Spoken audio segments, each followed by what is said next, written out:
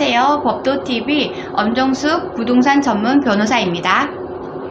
급작스러운 건물주의 재건축 통보에 마음고생하는 세입자들이 종종 있습니다. 상가 계약 당시부터 건물주가 세입자에게 재건축에 대한 계획을 알려준 경우와 달리 계약기간 중 갑작스러운 재건축 통보는 세입자의 권리금 회수 기회를 방해할 소지가 있습니다.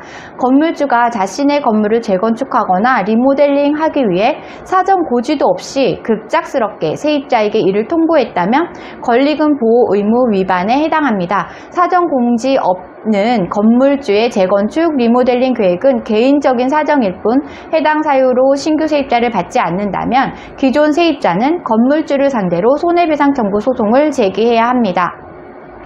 어려워하시는 분들을 위해서 정의부터 짚고 넘어가겠습니다. 권리금이란 영업시설, 거래처, 신용, 영업상의 노하우, 위치, 바닥에 따른 이점 등을 기준으로 비롯된 금전적 가치를 말합니다. 손해배상 소송이란 건물주를 상대로 건물주의 방해로 권리금 회수 기회를 놓쳤으니 이에 상응하는 금액을 계산해서 배상토록 하는 일명 권리금 소송을 뜻합니다. 재건축 계획을 미리 알린 경우는 어떻게 될까요? 재건축 계획을 미리 알린 경우는 건물주는 새로운 세입자와의 계약을 거부할 수 있습니다. 상가임대차보호법 10조 1항 7호 가호는 임대차 계약 체결 당시 공사 시기 및 소요기간 등을 포함한 철거 재건축 계획을 임차인에게 구체적으로 고지하고 그 계획을 따르는 경우 건물주는 세입자의 갱신 요구권을 거부할 수 있다고 규정하고 있습니다. 이런 경우에는 권리금 보호도 되지 않는 것입니다. 건물주가 갑작스런 재건축을 통보해야 하는 경우는 어떻게 해야 현명할까요? 건물주가 임대차 계약 시부터 재건축 계획에 대해 미리 알렸다면 세입자는 계약을 하지 않거나 권리금을 포기하는 등 다른 선택의 기회가 있었을 것입니다. 갑작스럽게 재건축을 해야 한다면 세입자에게 합의금을 지급하고 내보내도록 하는 게 현명합니다.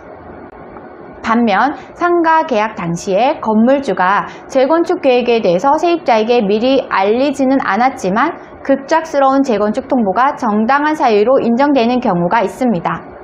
상인법 10조 1항 7호 나호에는 건물이 노후, 훼손 또는 일부 멸실되는 등 안전사고의 우려가 있는 경우 세입자의 갱신요구권 거부에 정당한 사유로 인정이 됩니다. 이때는 세입자의 권리금 회수 기회는 어려울 수 있습니다. 한편 건물주의 의도가 아닌 다른 법률로 인한 재건축 통보도 권리금의 보호가 되지 않는다는 법 규정도 있습니다.